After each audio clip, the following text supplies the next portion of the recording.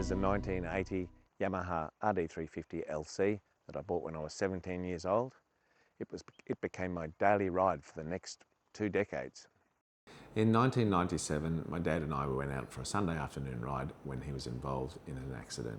It had major impacts on his quality of life, and during that recovery period, my motorcycle got put in the shed for the best part of the next 20 years. I was home and I saw the RD in the shed. It was covered in dust, but it did light an intrigue, a desire. So I pulled it out of the shed to see if it would start. Much to my surprise, it started. With the fuel pouring out of the carburetors, I immediately had to turn it off. I sat there and thought about it, and I knew what I had to do. It had to come apart piece by piece and start the restoration. And so began what became a 5-year partial rebuild of the bike. 12 months ago, quite out of the blue, I felt, he said, I think I'm a couple of weeks away from being able to take Elcie for the roadworthy test and get it registered to be back on the road. And that was a complete surprise for me because it'd been such a long, steady journey. I never really contemplated what the end of that journey would look like or when it would be, and what it would be like to have Mark riding a motorcycle again, or how I'd fit in with that.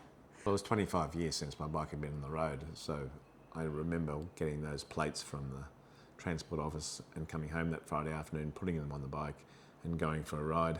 I had a grin from ear to ear. It was a great feeling to feel the bike, to smell the smells and hear the sound, and it was something that I really wanted to share with Deborah.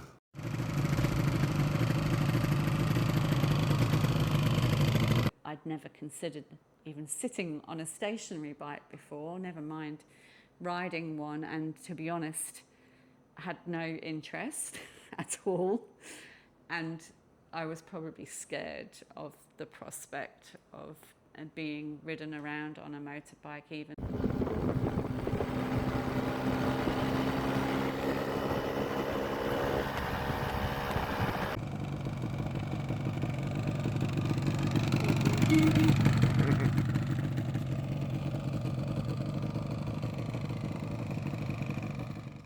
Please give us a subscribe and watch as I learn and we go places broader and broader.